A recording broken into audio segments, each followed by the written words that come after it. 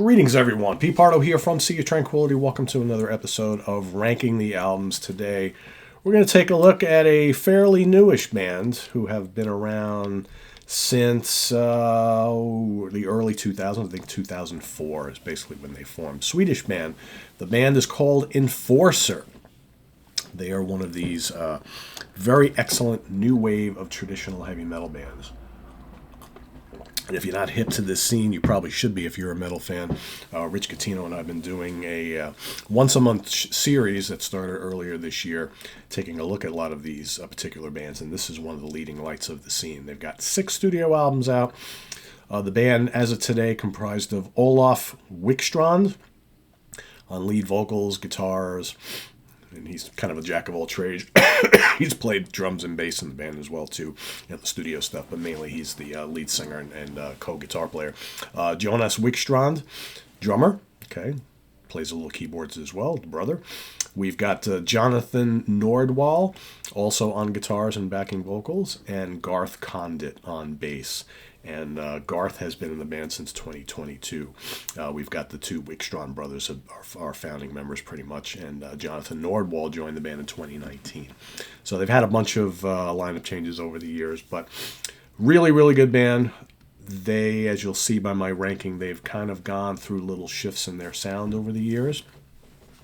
But well worth your attention. Really, really good band. And again, it's great to see young bands like this, regardless of what country they come from, who are embracing classic metal sounds of the early 80s, specifically the new wave of British heavy metal scene as well as the American scene. So let's take a look. We got 6 albums. I'm going to rank them as I like them. And we're going to start with number 6, which is Zenith. This is their 5th album, 2019.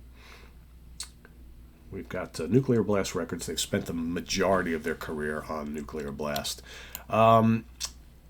Here, I mentioned before, little shifts in their sound over the years. Here, the band is making a clear shift to more commercial sounds. Let me see if I can there's a picture of the band in here. There we go. So, early on, as we'll get to, basically a very, very cool classic metal and speed metal band. Speed metal is kind of their thing. But here on Zenith, like I said, their 5th album, much more melodic, commercial, less of the kind of speedy metal stuff, more kind of mid-tempo things, but still pretty good. Die for the Devil has a little less guitar thunder than we normally saw from this band, and you can tell they're trying to concentrate more on the vocal hooks, catchy choruses. It's a memorable song, though. Zenith of the Black Sun, mid-pace thumper, great vocal layers. They do really well. I mean, he's a really good singer, and they do a really good job with all the backing vocals and whatnot. Searching for You hints at their speed metal past. That's a good one. Regrets is a piano-drenched ballad. Not much on that. This kind of thing kind of pops up on their last couple albums. But Olaf is singing great. He's a really good singer. The End of a Universe, decent enough rocker. Sail On all of a sudden introduces synths on what is more of kind of a glam metal style track. And then the synths are back on 1,000 Years of Darkness, which is, to me, sounds like them trying to be Nightwish. So now, by this album, they're trying to do all sorts of different things. Thunder in Hell, crushing speed metal ripper, manic riffing, really dig that one a lot. Wailing vocals, he's more of the high-pitched vocal range. Blazing lead guitars. Plus, at the end of the song, there's some cool classical guitar, too. Really good track. Forever We Worship the Dark, to me, sounds too much kind of happy Euro power metal. Not really my thing. And the closer, Ode to Death, is kind of a mid-paced kind of track. Olaf's vocals are good, but the song doesn't really excite me all that much. Just kind of plods, whatever. To me, this is kind of the first misfire from the band. Half is pretty good. The rest is kind of mediocre. So that's my number 6. My number 5, I'm going to go with their most recent, 6th most recent album, Nostalgia, from 2023. Also Nuclear Blast Records. Unshackle Me. It's a memorable metal track, very melodic, catchy chorus, plenty of great lead guitars, good song. Coming Alive. Now that's more like it. That reminds me of their speed metal early stuff. Killer track. Heartbeats is another stab at melodic hard rock glam metal. Decent enough songs, but I'm getting the feeling the band is kind of going through identity crisis. Like, do they want to continue doing what they were doing earlier in their career? Or do they want to be more of like kind of like an '80s glam metal act, right? Because they've always had those tendencies a little bit, but it seems to be coming out more on the last two tracks. Demons, pretty heavy, catchy song, blistering lead guitars. I like Kiss of Death. It's a Fast and Furious metal track. Really like that. Title track is pretty boring. It's kind of mellow. No Tomorrow, kind of generic modern metal. Don't really care for that all that much. Metal Supremacia, this big, muscular speed metal gem. Love that. Might be my favorite track on the album. White Lights in the USA is kind of throwaway 80s glam metal. I don't really care for that all too much. Not that I have a real thing with glam metal, but it's like, with this band, considering how much greatness is on some of those early albums, to hear them going in this direction to me is kind of a little disconcerting. But it's, for what it is, it's not bad. Keep the Flame Alive, one of the best songs here. Good riffs, killer chorus.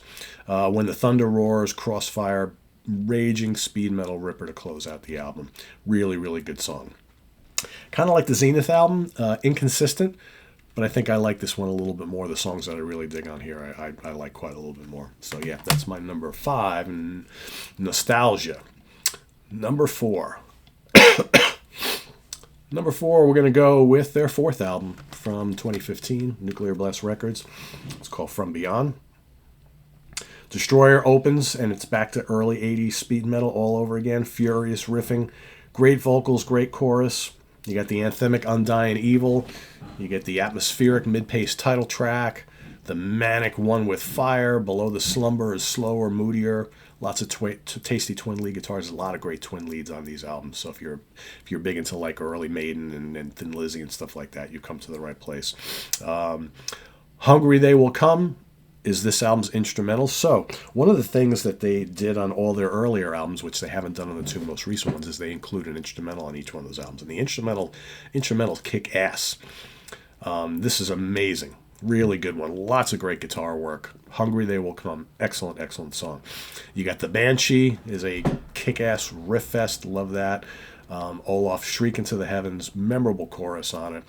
Farewell Again goes back to, as you'll hear me talk on the next couple albums, goes back to that early Iron Maiden sound, like the first 2 albums specifically. Ripping twin guitars. Hell Will Follow, more manic speed metal, and Mask of Red Death sounds like 80s Judas Priest. More of a mid-paced riffer type of thing, really, really good. Really strong album. From Beyond is my number 4. My number 3 is going to be Death by Fire from 2013, their 3rd album. Again, Nuclear Blast Records. Death Rides This Night is a furious opener. Great song, as is Run for Your Life, showing that the band is still continuing on with their speed metal ways, and they do it really, really well. Mesmerized by Fire, that's up next. Great anthem, plenty of tasty twin guitars. Take Me Out of This Nightmare, catchy, nice galloping riff on that. Crystal Sweet, there's another instrumental, takes you right back to Killers era Iron Maiden, so good. Sacrificed, Fast and Furious, great catchy chorus. Silent Hour, The Conjugation is nearly 7 minutes. They occasionally do some longer stuff. Mostly instrumental with some glorious guitar solos, and then to finish it all off is the song Satan, which is a furious speed metal ripper that closes things out. Really, really strong album. I could see some people maybe even ranking this a little bit higher, right? But, there they are right there. Now, my 1 and 2, it could go either way. I debated back and forth, because these are both, to me, these are, without question, their best albums. And I'm going to go, for number 2, I'm going to go with their debut album from 2008, Into the Night, on Heavy Artillery Records. Classic metal mixed with speed metal. Olaf's high-pitched vocal wailing over fast and furious metal arrangements. Really good stuff here. Black Angel, Total Ripper, Mistress of Hell, for any fan of like early Exciter, Iron Maiden, Anvil, and Satan. You've come to the right place. Great stuff. Into the Night, excellent speed metal riffing, blazing leads, Speed Queen, total ass kicker, On the Loose. That's more of a mid-paced track, right? But the riffs are so good. You got the instrumental City Lights. Again, goes back to that early Iron Maiden sound, and it's almost about 6 minutes long, so there's a lot of cool stuff on that. The guitar work is killer, the drumming is great. Scream of the Savage kind of has a Saxon feel to it, especially in the riffs. Curse the Light, great speed metal headbanger, and then Evil Attacker closes out the album with plenty of high-speed ferocity. Blazing album from start to finish, really, really good. Like I said, I almost had this at number one, and I wouldn't argue anybody wanting to put it as their favorite. But to me, I think their number one for me is their second album from 2010, Diamonds on Earache Records. I think this is, by a little bit, I think their best album. Midnight Vice, killer opener. Maybe not as speedy as the stuff on the first album, but still really, really good. But again, going for that early Iron Maiden sound, doing it really, really well. You got Roll the Dice, anthemic, so good and memorable. Katana, amazing song, great twin guitar harmonies, anthemic chorus. Thin Lizzy fans will love the twin guitar harmonies on this song, really good. Running a Menace, really catchy. High Roller, also really catchy, but frantic, really good.